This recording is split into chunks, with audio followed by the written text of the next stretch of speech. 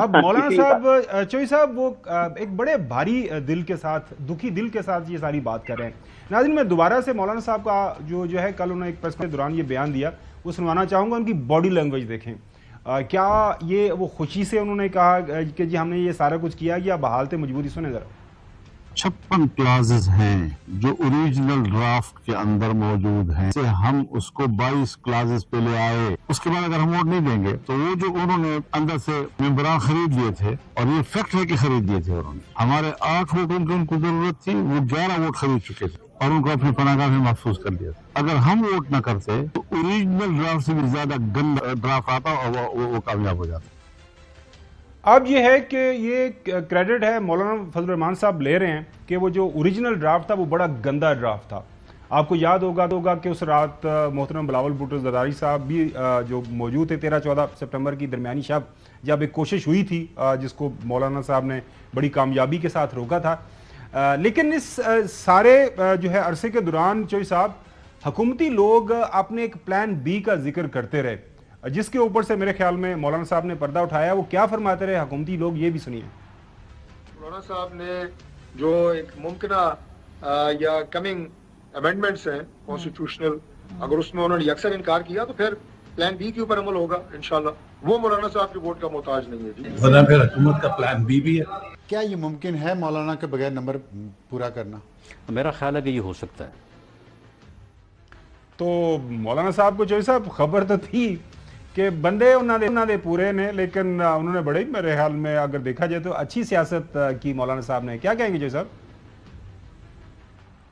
नहीं, अच्छी की या बुरी की, यानी ये कोई मुस्तहसन एक काम है कि दूसरी पार्टियों की लॉयल्टीज़ ख़रीद के, उनको लोटे बना के, उनको पैसे दे के या उनको डरा धमका के उनको यानी वोट देने के लिए आप करें, और वो आवाम का धेले का फ़ायदा नहीं है इस तरमीम में।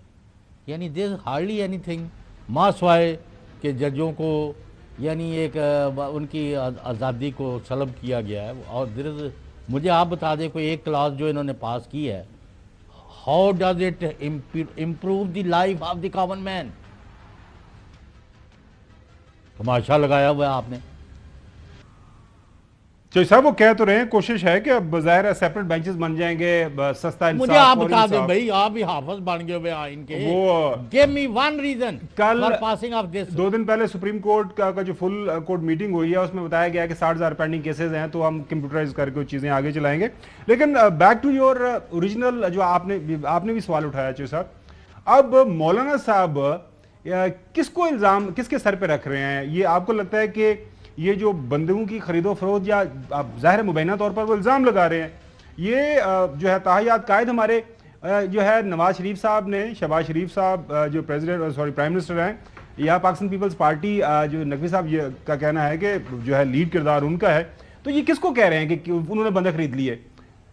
चोई साहब नहीं, बंदे किसने खरीदे हैं? उन्होंने ही जो बैठे हुए हैं असम्बलियों में, जो हुक्मरान पार्टी का हिस्से है, किसने खरीदने थे? और जो पैसे दे रहे थे, खा वो लाहौर वाले दे रहे थे या कराची वाले या इस्लामाबाद वाले, मुझे क्या पता। मैं तो ना उनका वो बीच में कोई सौदा करा रहा था, ना मैं इस किस्म के काम के अंदर पार्टी बनता हूँ। मैं क्या हो सकता है कि सीरियसली बात यह है, आपके पास भी खबर हो जी चोई साहब? हाँ, क्या सीरियस बात है? कंटिन्यू करें। यानी सीरियस बात यह है कि आइन के साथ खिलवाड़ किया गया है और अदलिया की आज़ादी पर शब-खून मारा गया है, और पाकिस्तान को खामखा डिरेल और अदम इस्तेहकाम का शिकार किया गया in the name of improving the lives of people of Pakistan.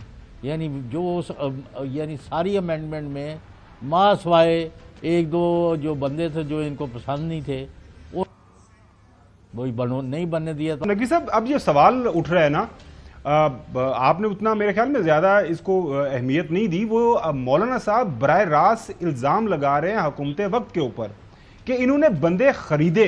ये सिर्फ खरीदो फरोख्त वाली पुलिस साहब, अगर हम उतनी की बात दोबारा से सुना सके मौलाना साहब की, वो कह रहे हैं कि इन्होंने बंदे खरीदे हुए, कह रहे हैं कि इन्होंने अब बंदे 11 खरीद के अपनी किसी महफूज जगह के ऊपर, मकाम के ऊपर रखा हुआ था। नाज़रीन सुनिएगा, पनाहगाह का लफ्ज़ उन्होंने इस्तेमाल किया। तो वो जो उन्होंने अंदर से मेंबरान खरीद लिए थे, और ये फैक्ट है कि खरीद लिए थे उन्होंने, हमारे 8 वोटों की उनको जरूरत थी, वो 11 वोट खरीद चुके थे और उनको अपनी पनाहगाह में महफूज कर लिया था। अगर हम वोट न करते अच्छा नगवी साहब, आपको पता है कि ये अमेंडमेंट जो है इसी नुक्ते के ऊपर जो है वो चैलेंज हुई है कि जी क्या लोगों से वोट अंडर जो है कोर्जन लिया गया, जोर जबरदस्ती लिया गया है। अगर लोगों ने अपने जो है ज़मीर की आवाज़ के अलावा भी किसी की आवाज़ पे वोट दिया है तो इस बुनियाद के ऊपर इस आईनी तरमीम को कलअदम करार दिया जाए। आपको लगता है कि ये जो मौलाना का इतराफ़ है, बयान है, ये जो है किसी ज़ाहिर है सुप्रीम कोर्ट के अंदर इसको एज एविडेंस के तौर पर इस्तेमाल किया जा सकेगा या हो सकेगा? देखें अगर सुप्रीम कोर्ट की आपने आखिर में बात कर दी तो मैं यहीं से जवाब देना शुरू करता हूँ। देखें, कानून कभी भी आधा सच थोड़ी मानता है, कानून पूरा सच मानता है। और पूरा सच ये होगा कि मौलाना साहब फिर उन 11 बंदों के नाम भी बता दें कि ये लोग थे, इतने इतने में खरीदे गए। सिर्फ ये बात करना है कि 11 लोग खरीद लिए गए और एक मुबहम सी बात कर देना, तो आप सुप्रीम कोर्ट में किस बुनियाद पे इसको डिफेंड करेंगे कि जी मौलाना साहब ने कहा 11 बंदे बिक गए थे तो जरा इसके ऊपर फैसला दे दें कि ये जी बड़ा गलत हुआ है। ऐसा नहीं हो सकता। फिर ये होगा कि जो भी वकील सामने खड़ा होगा बोलेगा जी mister X, mister Y, mister Z, इनको ये पैसे दिए गए, इस तरह ये ट्रांजैक्शन हुई, ये सबूत है, अब आप इस तरमीम को कालादम करार दे दें, तो फिर तो फैसला आ सकता है, चले समझ आ सकती है। लेकिन मुबहम बात करना, 11 भी कह सकते थे मौलाना साहब, 40 भी कह सकते थे मौलाना साहब, 50 भी कह सकते थे, 4 भी कह सकते थे। लेकिन मौलाना साहब अगर अपनी इस बात को वाकई पूरी ताकत के साथ एक सबूत के तौर पे देना चाहते हैं तो मौलाना साहब को चाहिए उन 11 बंदों के नाम भी बताएं, चाहे वो उनकी जमात के हों चाहे दूसरी किसी जमात के हों। एक बात। दूसरी बात की ये बात अभी इट्स इन एयर ना कि आपने 11 बंदे खरीद लिए। ये लोग भी कहते रहे हमारे पास बंदे पूरे हैं। हो सकता है वो एक साइकोलॉजिकल वो बात करना चाहते हो दूसरे लोगों के लिए कि देखो बंदे हमारे पास पूरे हो गए, अगर तुमने वोट नहीं दिया तो तुम अपना नुकसान करोगे, हमारा नुकसान नहीं करोगे। एक ये सियासत में इस तरह के साइकोलॉजिकल गिमिक्स की जाती हैं। तो मैं नहीं समझता कि मतलब ये कानूनी तौर पे तो कोई बहुत ही जानदार बात है। हाँ, आप पॉलिटिकल डिबेट्स में इसको इस्तेमाल कर सकते हैं, आप टॉक शोज की डिबेट में इसको इस्तेमाल कर सकते हैं। बिल्कुल इखलाकी तौर पे नकवी साहब, बिल्कुल आपकी बात 100% दुरुस्त है कि इस तरह का इल्जाम किसी प्रेस कॉन्फ्रेंस के अंदर लगाना और या किसी तकरीर के अंदर करना बड़ा आसान होता है, लेकिन कोर्ट ऑफ लॉ के अंदर साबित करना। नकवी साहब बिल्कुल सही कह रहे हैं।